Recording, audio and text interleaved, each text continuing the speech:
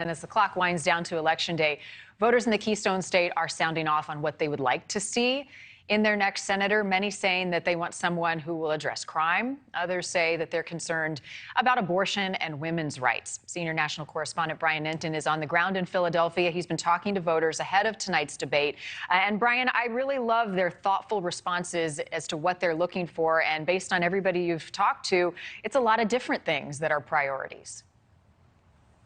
Yeah, it is. You know, we've been talking to voters throughout the country as we build up to the midterms, and it's always so interesting to me because they're so smart. I mean, they see through so much of the games, especially here in Pennsylvania. They're inundated with these attack ads. If you put on the TV, it's like every single ad is either Dr. Oz attacking Fetterman or Fetterman attacking Dr. Oz. And the voters that we've spoken to say that that they're sick of that, and they really are looking forward to the debate to actually hear the candidates speak for themselves about these issues that are so important: crime, abortion, the economy, and as Kelly mentioned, of course, Fetterman's health. They're going to be watching closely tonight to see, does he understand the questions? How does this closed captioning system really work?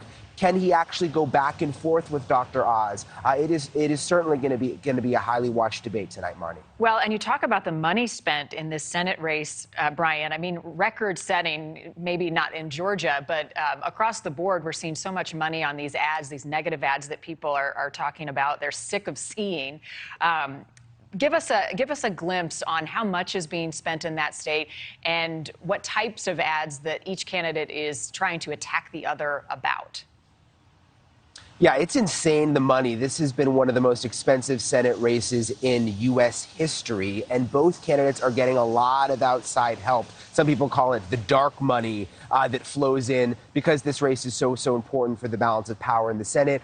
Former President Trump, he's opened his war chest. He's got his PAC. He's been pumping money in helping Dr. Oz. Dr. Oz came up with $1 million of his own dollars recently because he was running low on funds and wanted to do more advertising. Fetterman has gotten a lot of the smaller donations that's added up to a big amount, but he has big money coming in too. There's PACs from all over the country who have been supporting him. So again, it kind of throws Pennsylvanians because they feel like the rest of the country in some ways almost gets too involved. The other interesting thing, Marni, when you talk about money, is that both of these candidates try to paint themselves as sort of everyday guys that can relate to average, working class Pennsylvanians. And when we talk to the voters, they're like, wait a minute, you've got Dr. Oz, the TV rich doctor, and then you've got John Fetterman, who's always in the hoodie and looks like an everyday guy. But what a lot of people don't realize, he comes from a very rich background, grew up in a wealthy suburb, went to Harvard, didn't have student loans. His parents were giving him money up until he was in his 40s.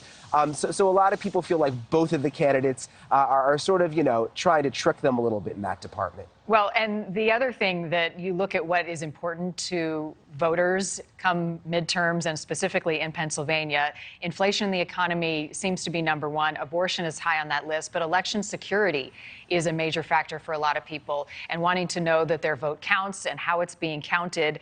We're already starting to hear some challenges to how the votes are counted in Pennsylvania. So are election workers ready for that? Are they prepared? Yeah, I think they are. I think there's already been this expectation set that in Pennsylvania, in Georgia, you may not get, you likely won't know who the winner is, depending on how close it is on election night. It might take a couple of days. So they're already sort of setting people up for that. But this is another one of those issues where you sort of have to take a 30,000-foot view, look down and see the way both sides are trying to play it.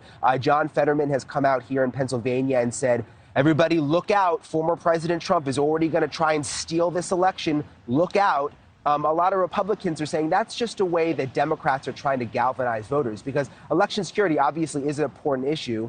And they feel that Fetterman doing that is just trying to, get more people to come out ahead of Election Day. All right, Brian Entin live for us in Pennsylvania. Brian, thank you. Thank you for watching. Go to newsnationnow.com to find NewsNation on your television provider. And don't forget to click the red subscribe button below to get more of NewsNation's fact-driven, unbiased coverage.